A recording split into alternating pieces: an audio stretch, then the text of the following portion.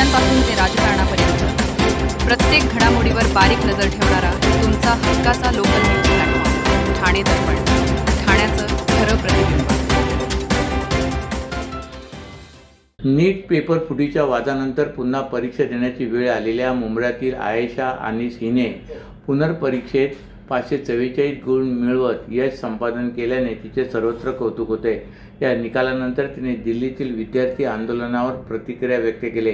आंदोलन करणाऱ्या विद्यार्थ्यांच्या भावना योग्य असल्या तरी शासनावर विश्वास ठेवून विद्यार्थ्यांनी आपल्या अभ्यासावर लक्ष केंद्रित करावे असे आवाहन तिने केले. नीट पेपर फुटीनंतर मोठा वाद निर्माण झाला. शैक्षणिक नुकसान झाल्यामुळे विद्यार्थ्यांनी पालकांनी संताप व्यक्त केला होता.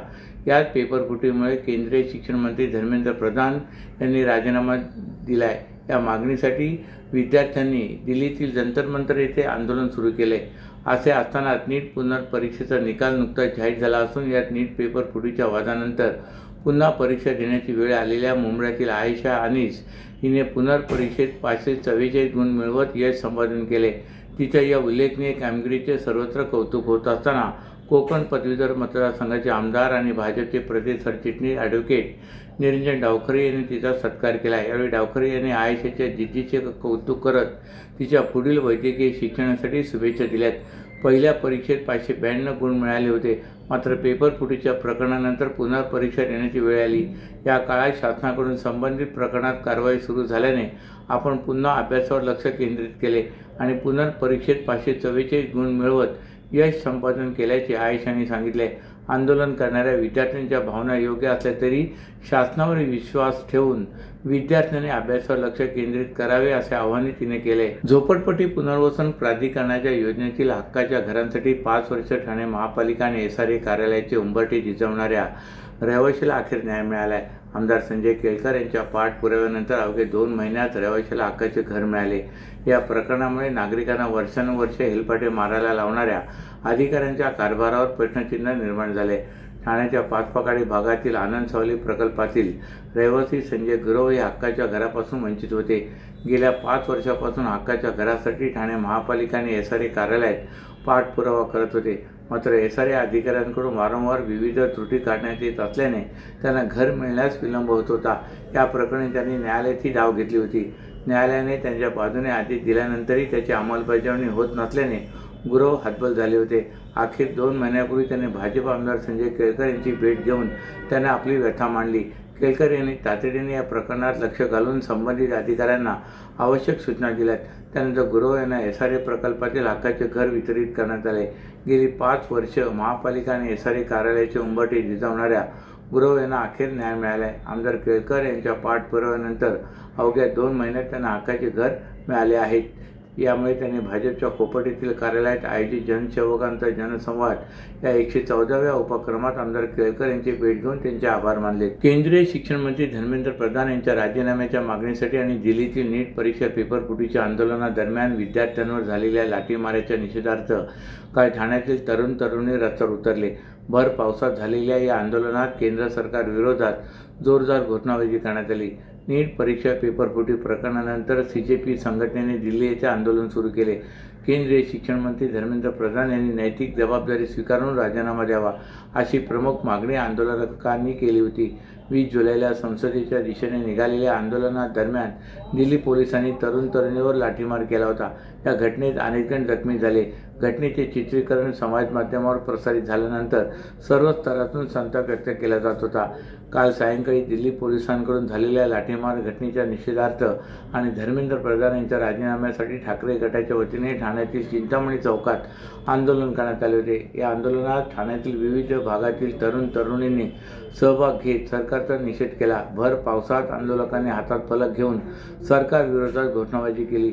दिल्लीतील आंदोलनावर पोलिसांकडून करण्यात आलेल्या कारवाईचा निषेध करत दोषींवर कारवाई करण्याची मागणी यावेळी करण्यात आली. एसेट बॅक्ड क्रेडिट लोन, व्यवसाय आणि आर्थिक गरजांसाठी मालमत्तेवर आधारित कर्ज. कर्ज मर्यादा 5 कोटींपर्यंत, 120 महिन्यांचा परतफेडीचा कालावधी, विश्वासार्ह वित्तीय भागीदार तुमच्या प्रगतीसाठी. TJSB asset backed credit loan. TJSB सहकारी बँक लिमिटेड. भरोसे का बँक, भविष्य का बँक. वाहतूक ऑपरेटरसाठी व्यावसायिक वाहने खरेदी करण्यासाठी सोपी आणि विश्वासार्ह कर्ज सुविधा. कर्ज मर्यादा 1 कोटी रुपयांपर्यंत, 5 वर्षांची परतफेडीची मुदत, आकर्षक व्याजदर. TJSB fleet term loan. TJSB सहकारी बँक लिमिटेड. भरोसे का बँक, भविष्य का बँक.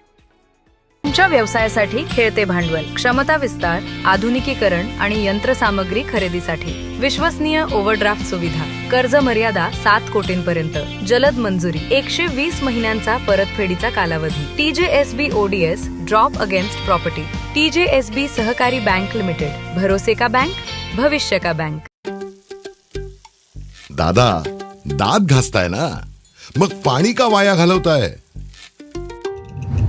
ताई, भांडी घासा नाहीतर फोन पहा, पण नळ का चालू ठेवलाय?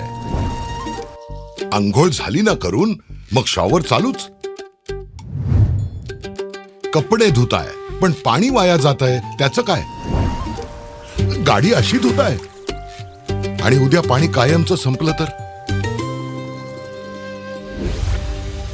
पाण्यासाठी किती जणांची वणवण होते. कित्येक कुटुंबांना तर पाणी मिळतही नाहीये. पाणी बोलत नाही, पण आपण त्याची किंमत जाणली पाहिजे.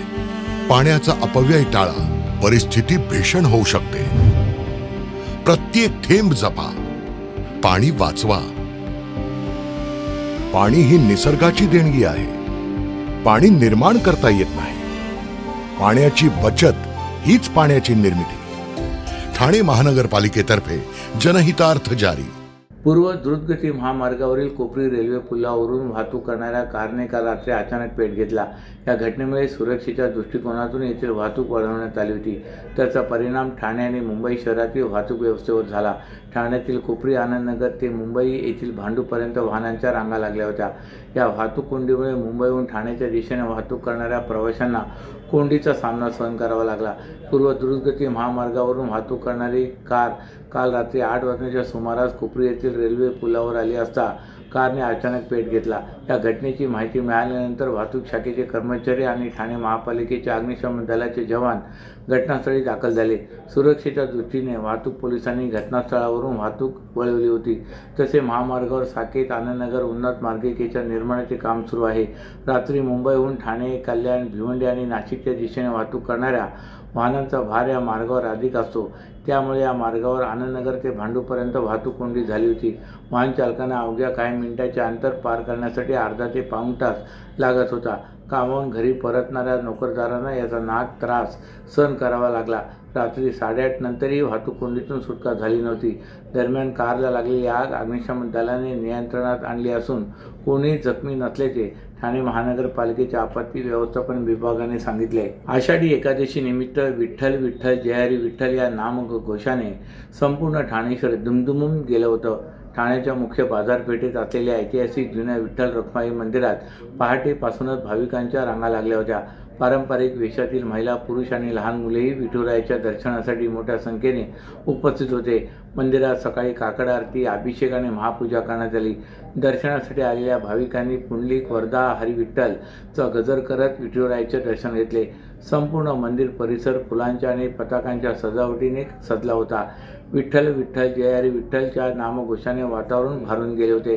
मंदिर प्रशासनाच्या वतीने भाविकांसाठी महाप्रसादाचे आयोजन करण्यात आले होते. अनेक भाविकांनी दिवसभर उपवास ठेवत भजन कीर्तनात सहभाग घेतला. गर्दी लक्षात घेऊन ठाणे पोलिसांकडून मंदिर परिसरात चोख बंदोबस्त ठेवण्यात आला होता. तसेच भाविकांच्या सोयीसाठी पिण्याच्या पाण्याची आणि बसण्याची व्यवस्था करण्यात आली होती. घरोघरी आषाढी एकादशीचा उत्साह दिसून आला. अनेक घरांमध्ये तुळशी वृंदावनाची पूजा करून विठ्ठलाच्या पादुका ठेवण्यात आल्या होत्या. दिवसभर वारकरी संप्रदायांच्या गीतांनी ठाणेकरांनी मन भक्तीने भरून गेली होती. अशाच नव्या आणि ताज्या बातम्यांसाठी ठाणे दर्पणच्या पेजला लाईक करा आणि फॉलो करायला विसरू नका.